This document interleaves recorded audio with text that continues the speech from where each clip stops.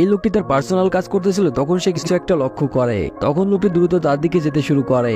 এরপর লোকটি পাথরের উপর থেকে ময়লাগুলো সরায়। তখন সে এই মরুভূমির ভিতরে একটা সোনার টুকরো দেখতে পায়। তখন লোকটি সম্পূর্ণ অবাক হয়ে যায়। কিছু সময় পাওয়ার পর তার বন্ধুকে সেখানে ডাকে। তখন লোকটি সন্দেহ করে। তার সন্দেহটাকে দূর করার জন্য সে তার পকেট থেকে একটা লাইটার বের করে স্বর্ণটাকে গলাতে শুরু করে।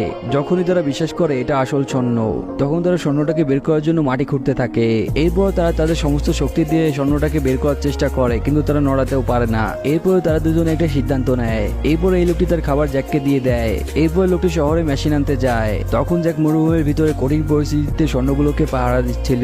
এরপর মরুভূমির ভালো ঝড় এসে জ্যাকের সমস্ত জিনিসপত্রকে উড়িয়ে নিয়ে যায়। জ্যাক কয়েকদিন ধরে অপেক্ষা করার পর অনেক ক্লান্ত হয়ে যায়। তখন জ্যাক এই প্রাণীগুলোর শিকার হয়ে যায়। তখন জ্যাকের বন্ধু দূর থেকে এগুলো দেখতেছিল, কিন্তু সে তাকে কোনো প্রকার সাহায্য করে না। এরপর এই লোকটি স্বর্ণটাকে নিয়ে যাওয়ার জন্য মেশিন নিয়ে আসে। এই লোকটি একাই স্বর্ণের মালিক হতে চেয়েছিল। তখন